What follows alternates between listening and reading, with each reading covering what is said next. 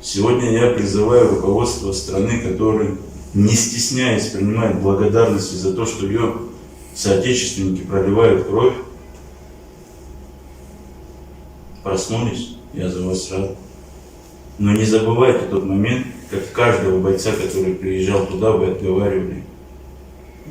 Отговаривали туда ехать. Вспомнить простой нюанс.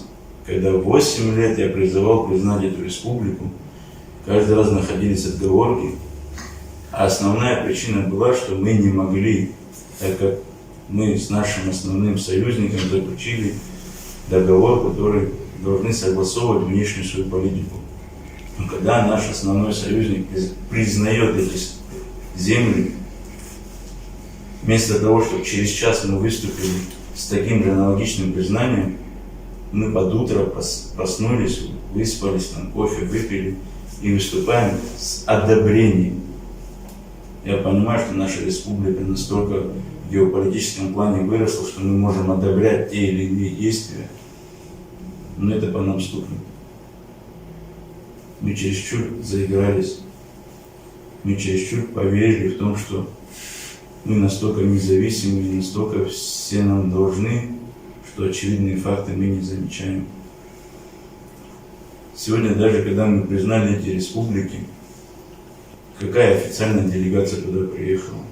Какое представительство мы там открыли? Никакое. Ничего мы не сделали.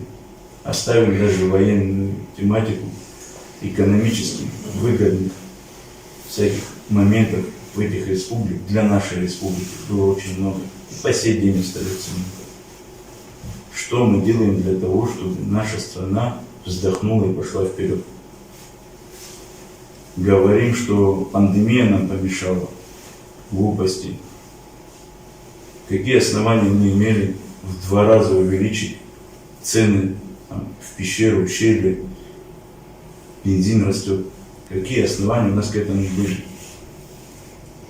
Я их не увидел. Но я помню прошлогодние заявления, когда мы рассказывали, сколько лишних денег у нас за притока российского туриста.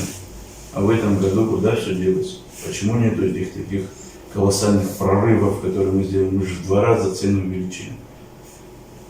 Цифры не обманешь, потому что есть статистика, сколько человек пересекло границу. Эти все дневки по-любому бывают на лице, бывают в пещере. Чуть ли не совпадает. А раз не совпадает, наверное, прокурорские проверки идут. Или прокурор занят тем, что надо угодить власти. Где налоговые? Где все это? Или мы просто будем замалчивать и рассказывать, что беда находится на Донбассе, она приедет и будет здесь устраивать переполох? Не будет такого. Переполох будет тогда, когда мы увидим, что наша страна или Родина в опасности. И мы придем, и ни один забор не поможет.